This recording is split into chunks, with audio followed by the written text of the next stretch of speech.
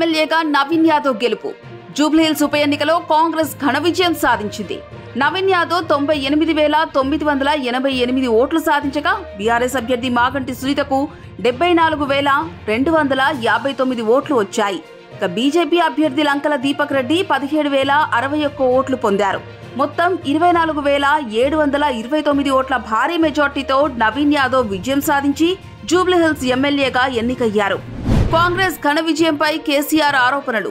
జూబ్లీహిల్స్ ఉప ఎన్నికల్లో కాంగ్రెస్ అభ్యర్థి నవీన్ యాదవ్ 25,000కు పైగా ఓట్ల మెజార్టీతో ఘన విజయం సాధించారు. ఈ నేపథ్యంలో మాజీ సీఎం కేసీఆర్ స్పందిస్తూ ఫలితం ఎలా ఉన్నా కార్యకర్తలు అధైర్యపడొద్దని, ఆత్మస్థైర్యాన్ని కోల్పోవద్దని భరోసా ఇచ్చారు. కాంగ్రెస్ పార్టీ నాయకులు బెదిరింపులకు, అక్రమాలకు పాల్పడి గెలిచారని ఆయన ఆరోపించారు. ప్రజల కోసం మరింత కష్టపడి పనిచేద్దామని పార్టీ శ్రేణులకు పిలుపునిచ్చారు. మరోవైపు జూబ్లీహిల్స్ ఉప ఎన్నిక తమకు కొత్త ఉత్సాహాన్ని, బలాన్ని ఇచ్చిందని బీఆర్ఎస్ వర్కింగ్ ప్రెసిడెంట్ కేటీఆర్ అన్నారు. రాష్ట్రంలో కాంగ్రెస్ పార్టీకి ప్రత్యామ్నాయం బీఆర్ఎస్ మాత్రమేనని ప్రజలు స్పష్టంగా తీర్పునిచ్చారన్నారు. ఈ నెలలోనే స్థానిక ఎన్నికల నోటిఫికేషన్. జూబ్లీహిల్స్ ఉప ఎన్నిక విజయం కాంగ్రెస్ కు, ప్రభుత్వానికి ఊపునిచ్చింది. దీంతో లోకల్ బాడీ ఎన్నికలకు ప్రభుత్వం సిద్ధమవుతున్నట్టు తెలుస్తోంది. 42% బీసీ రిజర్వేషన్లకు లీగల్ సమస్యలుండటంతో మొత్తం 50% లోపే అవి ఉండేలా అధికారులు మరో నివేదికను ఇప్పటికే రెడీ చేశారు.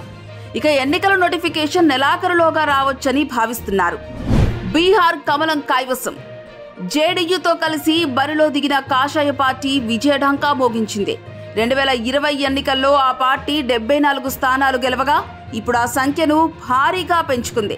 ఎన్డీఏ కూటమి 191 సీట్లు గెలవగా అటు ఆర్జేడీతో కలిసి పోటీ చేసిన కాంగ్రెస్ బోల్తా పడింది.